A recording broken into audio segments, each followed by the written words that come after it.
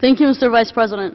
Americans for Democracy and Human Rights in Bahrain, together with the Bahrain Institute for Rights and Democracy, the Bahrain Center for Human Rights, and the Gulf Center for Human Rights, would like to call to the Council's attention to the government of Bahrain's long-standing and systematic abuse of human rights, particularly concerning prisoners of conscience and human rights defenders. In early 2011, the government of Bahrain, with the support of Saudi Arabia and the UAE, violently suppressed the popular pro-democracy movement calling for human rights and democratic reforms. 5 years later, many of the abuses of 2011 have been institutionalized by the Bahraini state. Torture and arbitrary detention are widespread and systematic in Bahrain, where false confessions extracted under torture lead to arbitrary convictions by courts lacking any semblance of independence under international standards. Under Bahrain's counter-terror law, freedoms of assembly and expression are vastly restricted, including blanket ban on protests in the capital Manama, and all forms of dissenting expression are criminalized.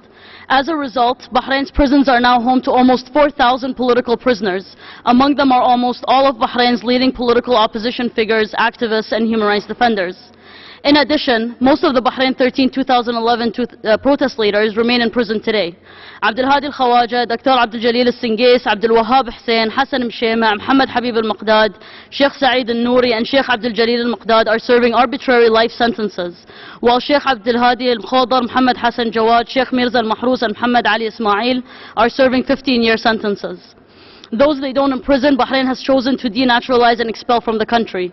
The government has arbitrarily denaturalized over 300 Bahrainis, the majority of whom are human rights defenders, political opposition figures, journalists, academics, and Shia religious leaders. We therefore call on this Council to pass a resolution on Bahrain that insists that the government immediately release all prisoners of conscience and mandates independent investigations into past and present abuses to facilitate accountability. Thank you.